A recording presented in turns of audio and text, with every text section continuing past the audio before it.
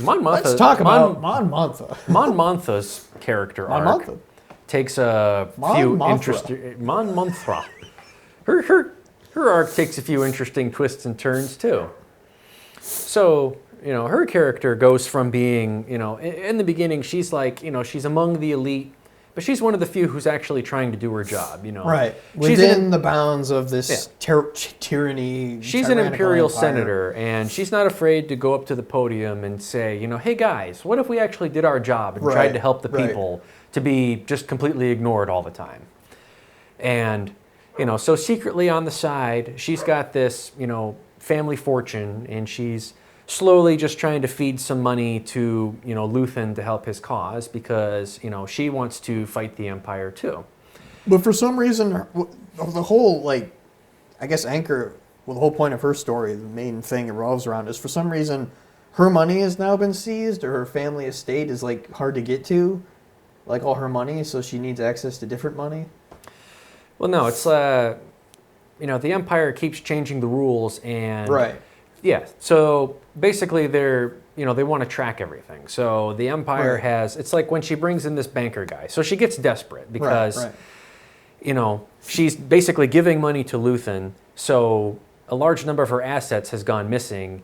And, she realizes that she needs to find some way to cover up for that before somebody notices that and starts asking questions. And the ISB now has way more powers than they've ever had before. So she tells them, she's like, every time I go to the bank, it's a whole bunch of different people.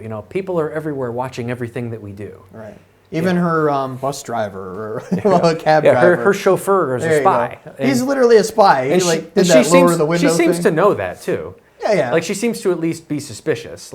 Right. So she seems to have, so it's like she understands that she's putting herself in danger. But she's like Luthen too. She's sacrificing things for this cause. So, her cousin or whoever she is who's in the rebellion.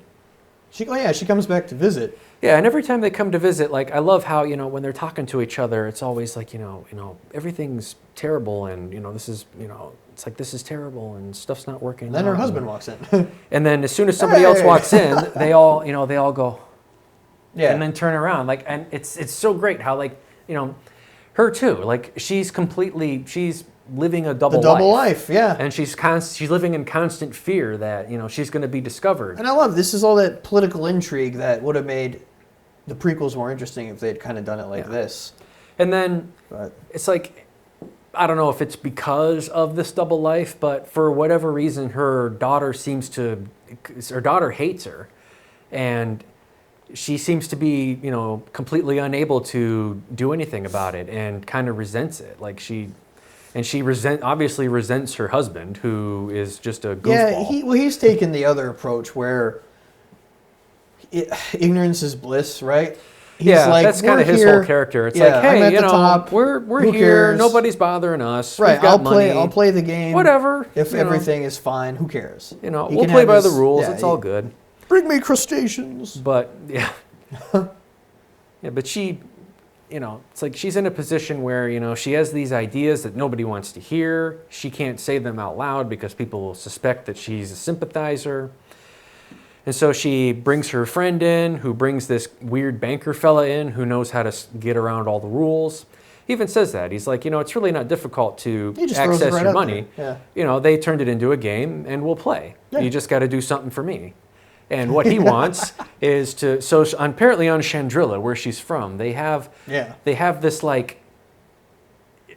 don't even know what to compare it to, custom, but these old-fashioned customs where, it would be like, I don't know what to compare it to. It'd be like, if you were, I don't know, I won't compare it to anything in real life, but you're gonna marry my son. It's like, or your daughter. I just want to introduce my son. Because in this old-fashioned Chandrillian tradition, they have arranged marriages, and it's fun. It's like you're watching her daughter kind of just go straight down this rabbit hole into what's obviously a cult.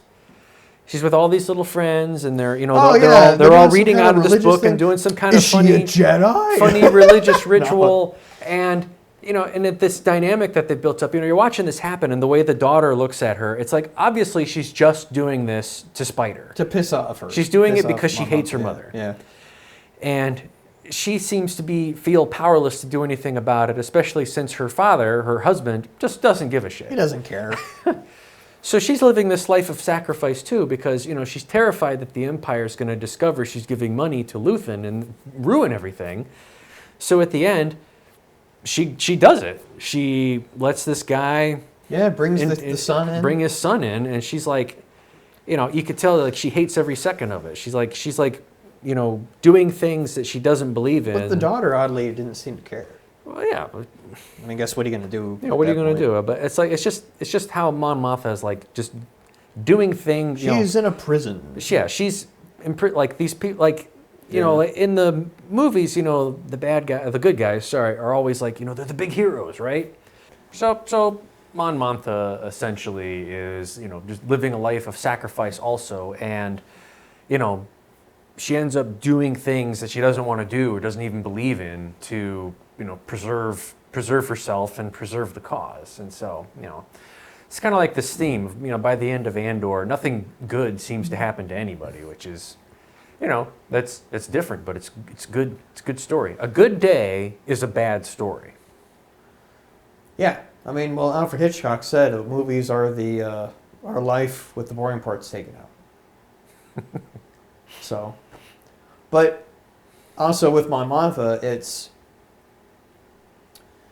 she's using her weapons. She doesn't have a lightsaber. She doesn't have the Force, right? Mm-hmm. The Jedi are all dead. And she's just, I got what's, the joke, the clown show that is the Senate.